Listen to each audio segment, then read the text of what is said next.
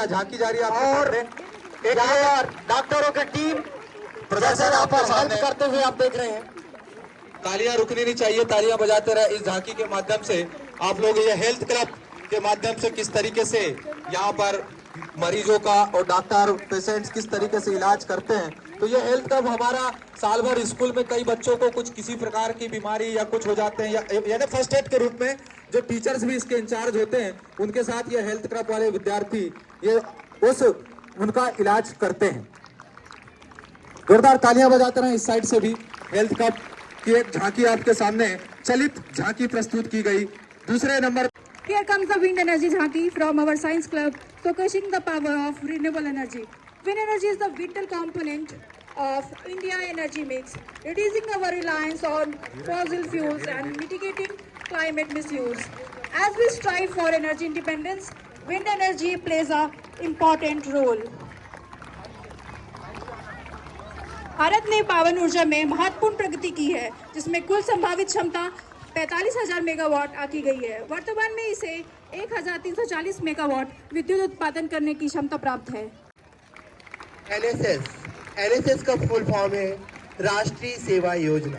यह भारत सरकार के युवा मामले और खेल मंत्रालय की योजना है। इस योजना के तहत छात्र छात्राओं के माध्यम से युवाओं को सामुदायिक सेवा के लिए प्रेरित किया जाता है। इसमें तालियां बजाते रहे, तालियां बजाते रहे। देख रहे हैं किस तरह से सेवा की जा रही है। एक बच्चे को चक्कर आ गया, वो गिर गया और उसे एनएसएस के सदस्य आकर पानी पिला रहे हैं और उसे उठाकर ले जा रहे हैं। एनएसएस की शुरुआत 1969 में हुई थी। छात्रों के व्यक्तित्व का विकास करना इसमें मुख्य उद्देश्य है।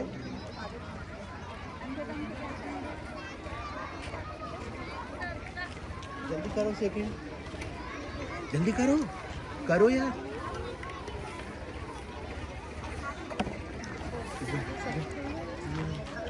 ये देखिए इस तरह से किस तरह से एक अंधा व्यक्ति को सड़क पार करवाया जा रहा है एनएसएस के सदस्यों द्वारा।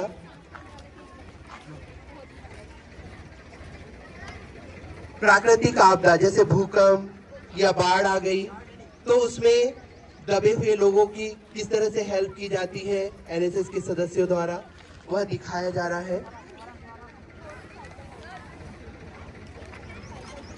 प्राकृतिक आपदा में भी ये लोग अपना भरपूर सहयोग करते हैं।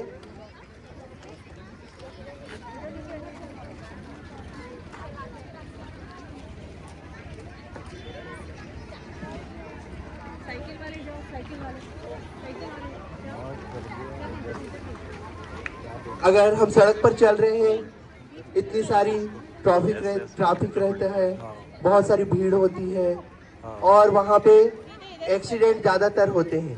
ऐसी स्थिति में भी एनएसएस के जो सदस्य हैं वो सक्रिय रहते हैं।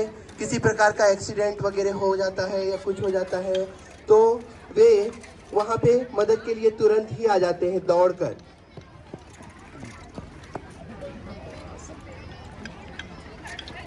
एनएसएस का आदर्श वाक्य है, मैं नहीं बल्कि आप। हमेशा दूसरों की सहायता के लिए तैयार रहते हैं। पर्यावरण के क्षेत्र में भी उनका प्रशंसनीय कार्य होता है, जैसे पेड़ लगाना, कहीं गंदगी फैली हुई है तो गंदगी की सफाई करना। इस तरह से पर्यावरण को संतुलित बनाए रखने में भी जो एनएसएस के सदस्य होते हैं वो हमेशा अपना योगदान देते रहते हैं।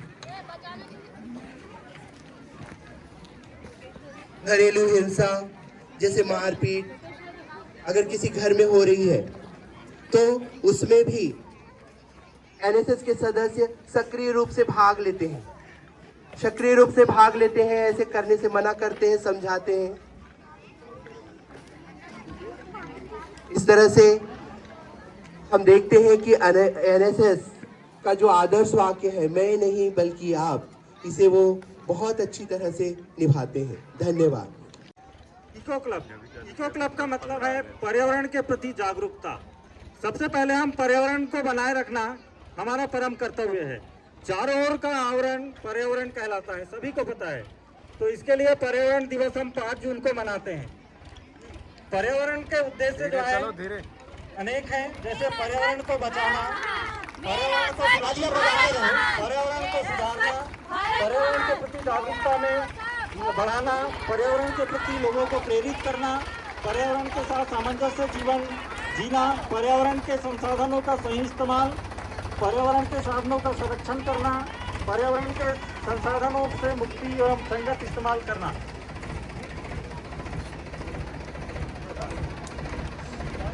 अंतर्गत जैसे कि कई सारे औषधि यहाँ पे रखे हुए हैं। मेरा गांव साफ हो, मेरा गांव साफ हो, इसमें हम सबका हाथ हो। मेरा गांव साफ हो, मेरा गांव साफ हो, इसमें हम सबका हाथ हो, इसमें हम सबका हाथ हो। पेड़ लगाओ, जीवन बचाओ, पेड़ लगाओ, जीवन बचाओ। जैसे कि सभी को ज्ञात है कि कई सारे जैसे औषधि पादप के अंतर्गत जैसे नीम, हल्दी, एलोवेरा, महुआ, ऐसे जो है कई सारे औषधि हैं, जिससे कि आज भी कई सारी बीमारियों से लड़ने के लिए जो है औषधि पादपों का उपयोग करके हम अपनी इम्यूनिटी पावर और बैक्टीरियल संक्रमण से हम बचाया जा सकता है।